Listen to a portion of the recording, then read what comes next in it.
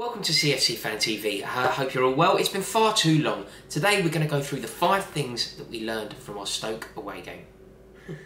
Right, the first thing that we learned, I'm going to start on a negative. Don't hate me, but I'm going to start on a negative. Diego Costa needs to learn to behave himself. He came so close to being sent off the other day and I was worried, and we don't want to lose him for games going forward. We don't want him to get suspended. We don't want to lose him in a game like that.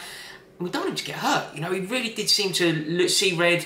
And it's no good, because if other fans and other teams can realise what they're doing, they're going to do it all the more. You know, we saw it often, didn't we? We heard the Stoke fans booing him every time that Martin Zindi came near him. There was a tussle.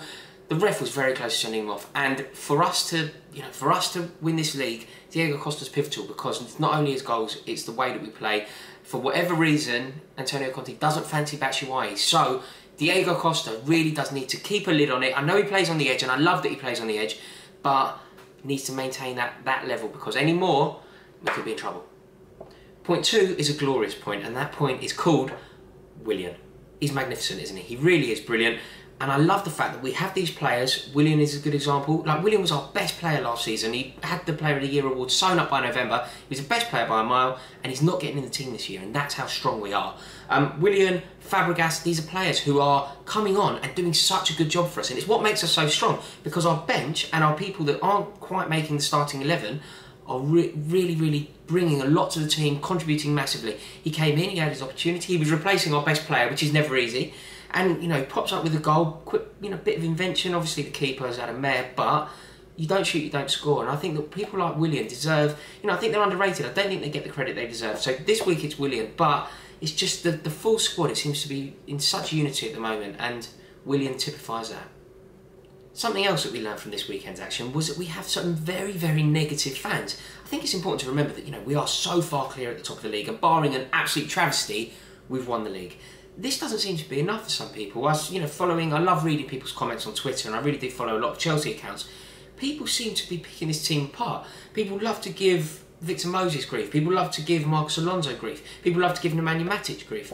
Whether there's validity in these points or not is kind of irrelevant. These players have seen us move at such a rapid rate to the top of the league, a meteoric rise to the top of that league, and people are digging out our first team, and for me it's not acceptable. I think these players deserve nothing but praise.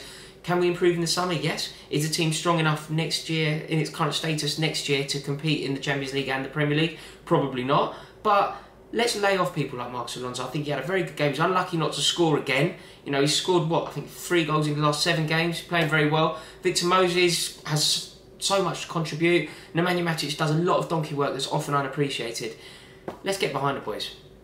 Point number 4 is Mark Hughes. Now, I love Mark Hughes. Mark Hughes did such wonderful things for Chelsea, and it's important to remember, some people, some of our viewers here may not have had the privilege to watch him play football for us. He was magnificent. I don't mean sort of magnificent to the level that, there's lots of players who reach that level. Mark Hughes was the one above. Mark Hughes was so good for us, literally single-handedly dragging us to cup finals in Europe. He was that good a player, so brilliant, and I will forever love him for that. However, Mark, what was those tactics about? Earlier on in the season, it was all, Stoke, they're the Barcelona of England, they knock it about wonderfully. They've come up against Chelsea and they just revert to this ridiculous, it's brutality a lot of the time. That was definitely come from the manager. There's no way that those players, physical as they are, have adopted that policy on their own. They have been told it's come from above. Mark Hughes has said, attack Diego Costa, rile them up, fly into them, late challenges, little innocuous fouls that constantly break up our play, and it's not acceptable, and somebody gets injured. Some of those challenges really were poor, and it was brought to my attention that the game against Stoke was very similar to a game against Blackburn. Now, I mentioned this game in point 4, but it's going to be my point 5 because it's such a brilliant point, and I'm going to relish talking to you about it. Stoke City, for us, for Chelsea going away to Stoke City, remember that game, because that game will go down in history. It's about a decade ago that Chelsea went away to Blackburn Rovers. I think the date was February the 2nd. Correct me if I'm wrong, but I think Chelsea went away to Blackburn Rovers on February the 2nd. Chelsea won 1-0. Arjen Robben scored, and Aaron Mokoena, can you believe I've remembered that? That's just come to me. Aaron Mokoena broke Arjen Robben's foot. I think he'd done his metatarsal that day. But that day we won the league. It was February the 2nd. Chelsea won the league that day, and you kind of have those moments in the season, don't you? Stoke away the other day was Chelsea's Blackburn Rovers. moment of the season. We won the league that day, and I think that a team playing the way that we were, we weren't playing particularly well, very hard place to go, our record there isn't very good, they were roughing us up something chronic, and it was going to peter out into a draw, wasn't it? Anyone else draws that game, everything was pointing in that direction. Suddenly our captain, who hadn't had the best game, pops up, pings one in, the end goes wild, and Chelsea won the league. That was our Blackburn Rovers moment, and it will go down in history. I don't know if it will ever be referred to as our Blackburn Rovers moment ever again, because from now on, it's Stoke City. Right, there we have it. They are my 5 points that we've learned from this weekend's action. I think it was a brilliant weekend. It went perfectly, didn't it? What a result. What a thing to happen. The way that we've won it. Gary Cahill doing the business there as captain.